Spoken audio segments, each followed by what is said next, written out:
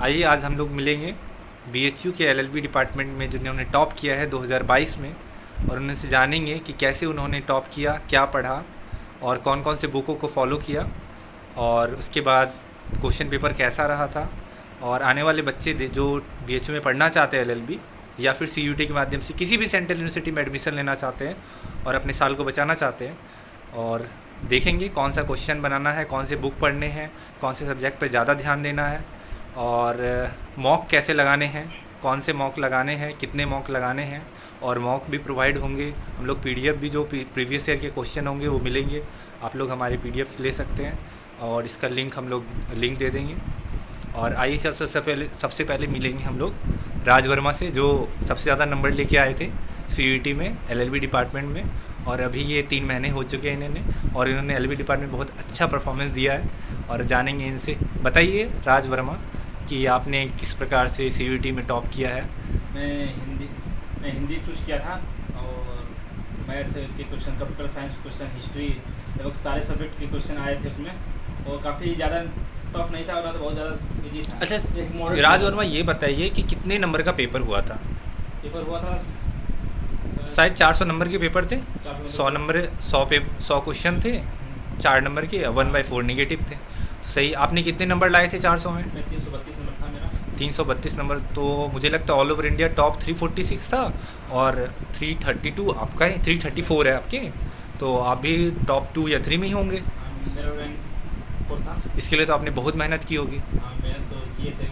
तो आप जैसा मेहनत किए हैं आपको फल मिला है, उस प्रकार से कौन से बच्चे मेहनत करें, कितना नंबर लाएं कि उन्हें एडमिशन मिल जाए। नंबर 260-70 लाएंगे तो उनको।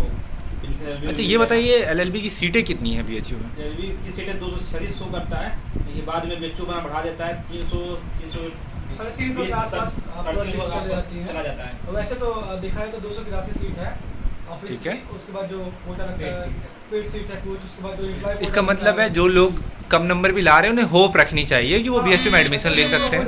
लिस्ट आती रहती है, पहला लिस्ट, दूसरा लिस्ट, 10 लिस्ट, 12 लिस्ट। अच्छा, ये वो बच्चे जो बीएचयू में एडमिशन नहीं ले पाते हैं लेकिन वो ये सोचते हैं कि सिर्फ बीएचयू में ही एडमिशन लेंगे, क्या उन्हें दूसरे सेंट्रल यूनिवर्सिटी में एलएलबी में एडमिशन ले लेनी चाहिए या फिर सिर्फ बीएचयू के बारे में सोचनी चाहिए? नहीं, देखिए सबके अपनी अपनी प्राथमिकताएं हैं कि उनको कहाँ कैसे पढ़ना है।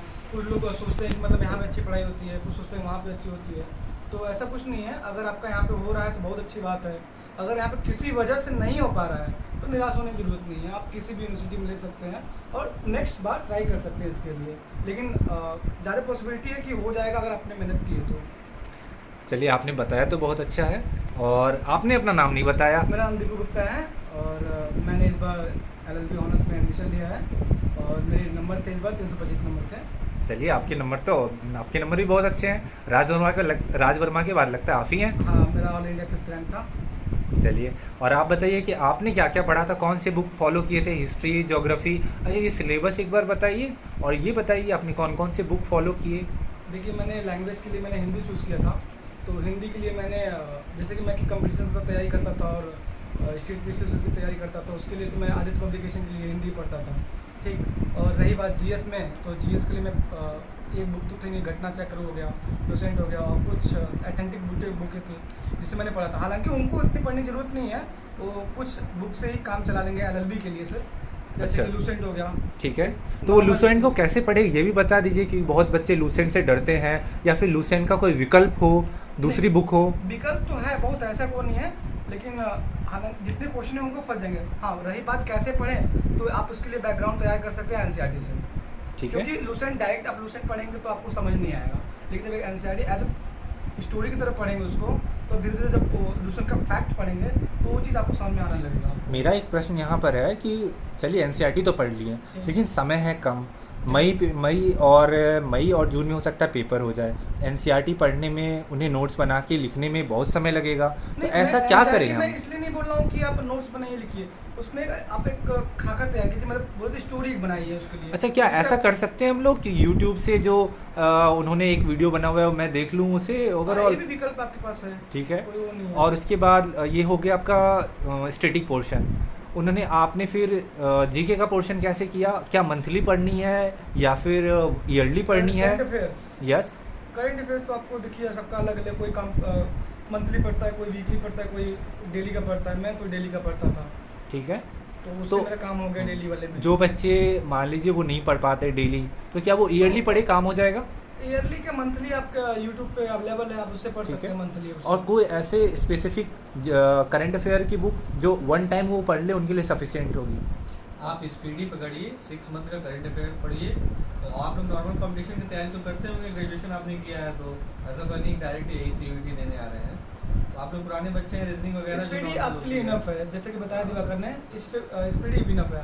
अच्छा ये बताइए कि उसमें इंग्लिश और हिंदी दोनों की ऑप्शन रहती है, तो अब बताइए कि आपने क्या चूज़ किया था? मैंने हिंदी चूज़ किया था। आपने मैंने भी हिंदी चूज किया था। आपने मैंने भी हिंदी चूज़ किया था। तो हिंदी की प्रिपरेशन कैसे करें? हिंदी बहुत आसान आती है। बहुत ही नॉर्मल रहती देखिए, है, ऐसा नहीं कि आपको बहुत ज़्यादा डीप पढ़ना है। आप ठीक है। नॉर्मल उसके व्याकरण को समझ लीजिए ठीक है, और थोड़ा पर्यायवाची वगैरह पढ़ लीजिए, यही ठीक है। सब आता है, एक्स्ट्रा कुछ नहीं आता है ऐसा कि जो आपको ना आता एक हो। आदित्य पब्लिकेशन की बुक आती है, उसको पढ़ लीजिए, हिंदी काफी हो जाएगा। आदित्य पब्लिकेशन के लिए बुक इनफ होगा अगर आप पढ़ पाए तो उसको, मतलब उसके अकॉर्डिंग, सिलेबस के अकॉर्डिंग जो है उसके। ठीक है। अगर हम आप पेपर देख लीजिएगा पेपर देने से पहले। ठीक है, चलिए हम लोगों ने बात कर ली जीएस कैसे पढ़े, जीके कैसे पढ़े। मैथ्स का क्या सीन है? क्या उसे मैथ्स आती है, रीजनिंग आती है? कितने क्वेश्चन थे? ऐसा कोई फिक्स क्राइटेरिया नहीं है कि किसी सब्जेक्ट से कितने क्वेश्चन रहेंगे, सब मिक्सअप रहता है उसमें आपस में, लेकिन हर सब्जेक्ट का अपना अपना एक पोर्शन रहता है। 20-15 क्वेश्चन इतने रहते हैं। तो मैथ्स कैसे करें आखिर जो बच्चे मैथ्स में थोड़े वीक हैं? जो बच्चे CUET इस बार PGP 40 देंगे तो उनका तो मतलब ग्रेजुएशन हुआ ही होगा और उन्होंने कहीं ना कहीं से मैथ और रीजनिंग पढ़ा होगा। ठीक है। अगर नहीं पढ़ा तो यूट्यूब पे अवेलेबल है। उन्हें रिवीजन करने से क्या काम चल जाएगा? बेसिक्स को हाँ, अब फॉर्मूले basics- वगैरह बेसिक्स basics और थोड़ा बहुत practice से काम चल दे जाएगा। लीजिए 1-2, आप किसी भी कंपटीशन के मॉक दे लीजिए, आपके मैथ्स और रीजनिंग आपका क्लियर हो जाएगा। चलिए मैथ्स रीजनिंग हो गई, जीके जीएस हो गए, करंट Previous year अफेयर्स आप हो गए। question paper भी देख तो लीजिए, आपको रीजनिंग काफी में है। स्पेसिफिक टॉपिक है आपका एजम्पशन वाला, उसको देख लीजिए क्योंकि वो वहाँ पे बच्चों को थोड़ा सा स्टेटमेंट एंड हाँ, assumption, statement and yes assumption, वहाँ फंसते हैं बच्चे। यस, क्योंकि वहाँ पे आपके माइंड को चेक किया जाता है कि हाँ। आप एज्यूम क्या कर क्या रहे कर रहे हैं। हैं। यस, तो दैट्स द राइट। रीजनिंग तो में आप थोड़ा ध्यान दीजिएगा तो उसको। एज्यूम, ये जो क्वेश्चन है एजम्पशन के, स्टेटमेंट्स के, वो क्वेश्चन क्या यूट्यूब से प्रैक्टिस करने पे काम चल जाएंगे? उन्हीं के बेसिक्स से काम चलेंगे। तो चलो आप लोग दोस्त जान लिए हैं कि लगभग रीजनिंग, मैथ्स, जीके जीएस, इनके लगभग ऑलमोस्ट सिलेबस हम लोगों ने देख लिए हैं। बच गया इंग्लिश के बारे में मैं बता देता हूँ। इंग्लिश को आप बहुत ज़्यादा हाई क्वेश्चन नहीं आती हैं, आप बेसिक ग्रामर पढ़ेंगे, टेंसेस पढ़ेंगे और हल्के नोट्स रहेंगे। और आप कोई भी बुक ले लीजिए, नीतू वर्मा की बुक ले लीजिए, नीतू मैम की बुक ले लीजिए, वो ज़्यादा हो जाएगा। बस उसको एक बार गो थ्रू कर लीजिए। और यूट्यूब्स पे जो साइनोनीम एंटोनीम है 2 घंटे 4 घंटे वाली वीडियोस देख लीजिए, उसी को रिवीजन कीजिए, उसी से काम आपका इंग्लिश का चल जाएगा।